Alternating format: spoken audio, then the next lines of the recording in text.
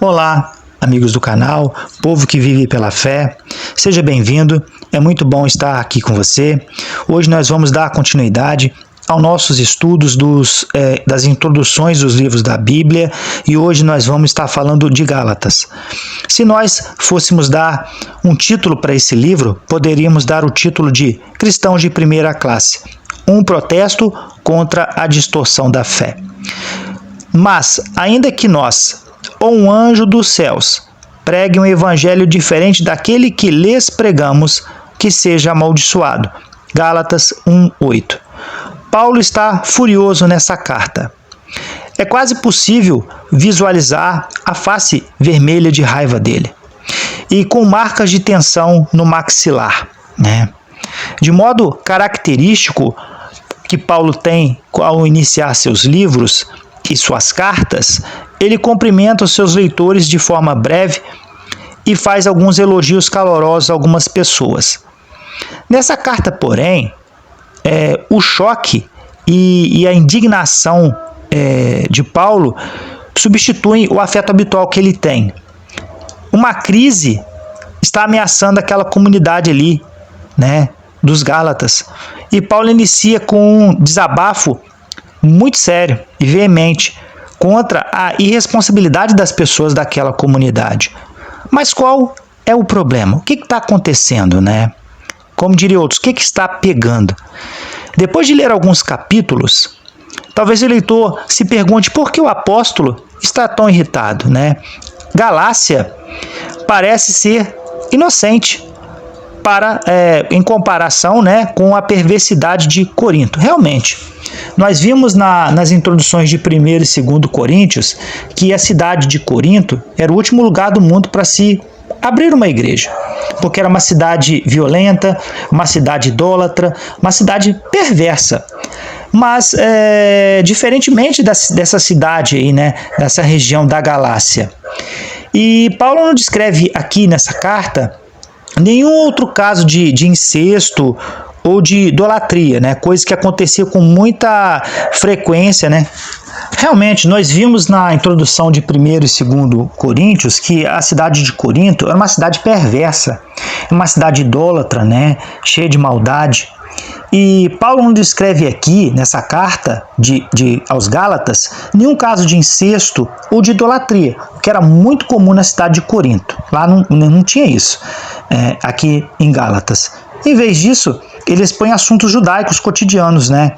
Como observância de dias festivos e prática de tradições ancestrais, especialmente a circuncisão. Onde está a crise aqui? Paulo está batendo muito aqui, né? Está falando muito sobre a doutrina judaica. A verdade é que Paulo antevia o desfecho da mentalidade gálata, enfatizando indevidamente sua herança judaica.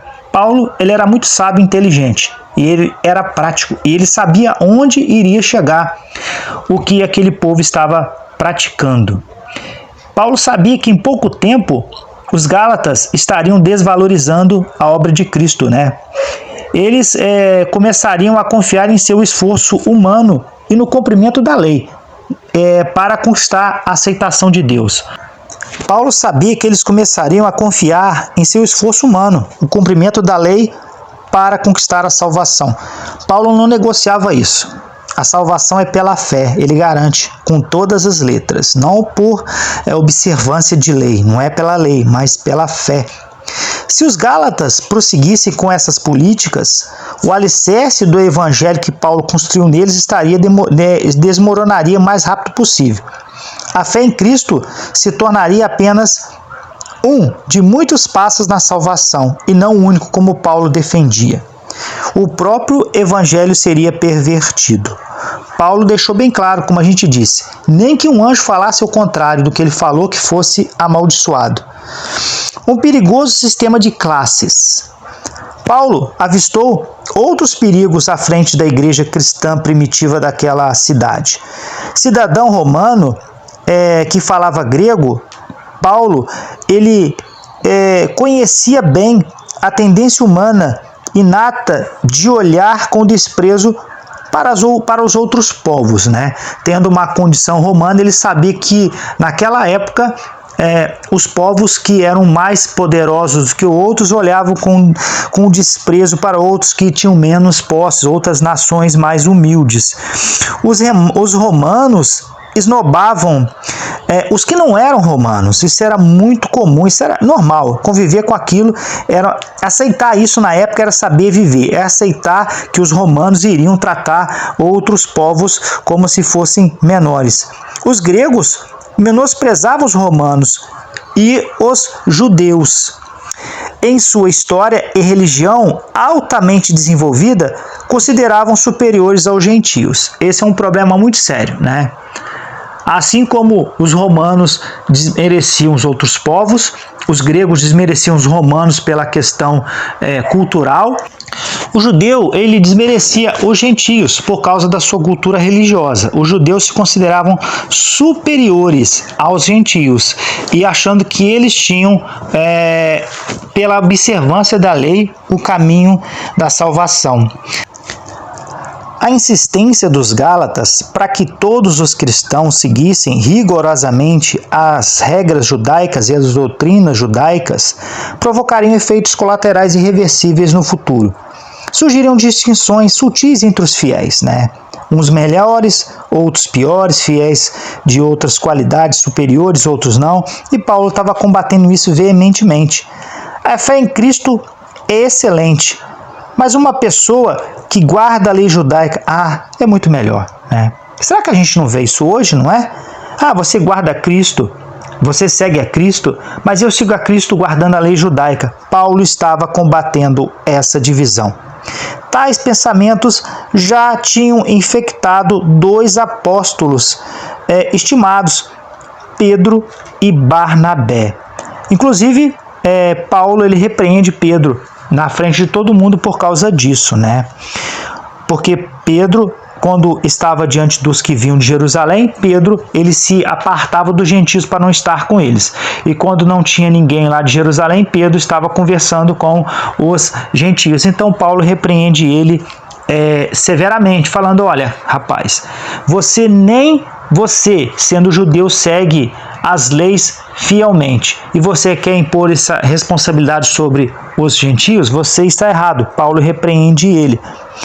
Os cristãos circuncisos, eles desprezavam os irmãos que não eram circuncidados em Cristo como cidadãos de segunda classe.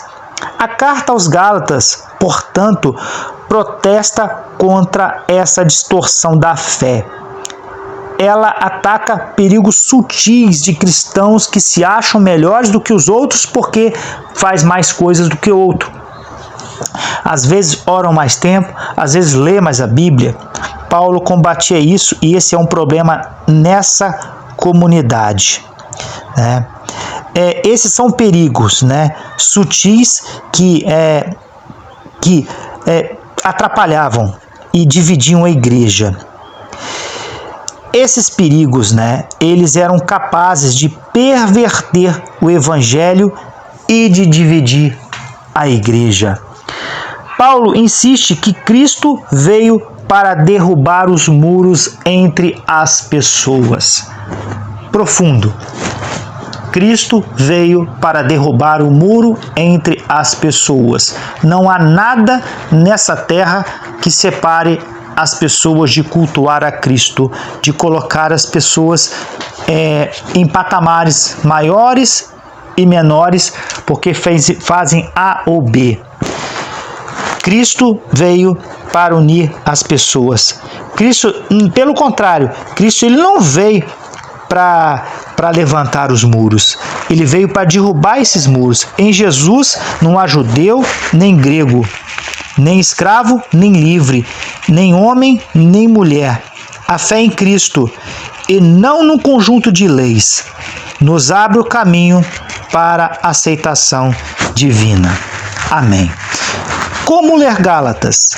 Gálatas se assemelha a um processo judicial.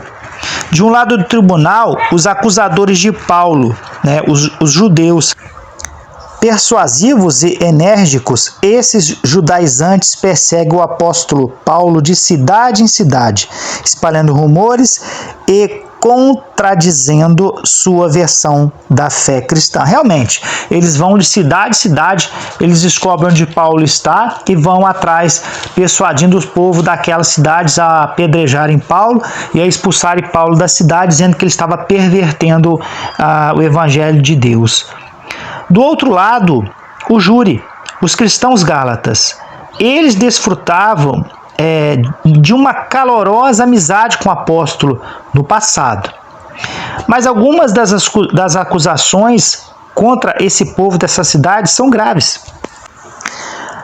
Acaso ele inventou parte do evangelho que lhes foi pregada? Paulo está muito bravo com eles por causa disso, né? Será que realmente ele concedeu uma visão especial? É verdade que a sua mensagem de liberdade produzia uma igreja fraca e imoral? Deveriam eles virar as costas para a herança judaica? São muitos questionamentos, né, que Paulo trazia para aquele povo. Paulo atuando em sua própria defesa. E de um lado para o outro do tribunal, ele usa uma variedade de estilos de debate, né, e de lógica rigorosa. Paulo está conversando com aquele povo de Gálatas, fala: ô Gálatas, vocês são muito insensatos. Quem seduziu vocês para que vocês, começando no espírito, terminam agora na carne? Paulo estava defendendo o ministério dele, que ele pregou o evangelho não em palavras, mas em demonstração de poder naquela cidade. Paulo, né, ele está defendendo, né, a revisão histórica, né, de Cristo e a sua indignação pessoal, a sua integridade e, no final das contas, a de Jesus está em jogo, né? Em termos de conteúdo, Gálatas abrange boa parte dos assuntos tratados em Romanos. Mas em questão de estilo, um espírito de confronto incendeia o livro. Durante a leitura, tente visualizar um tribunal e julgue por sua própria conta a eficiência de Paulo como advogado de defesa. Essa é a introdução da carta aos Gálatas, mas nos faz refletir, né?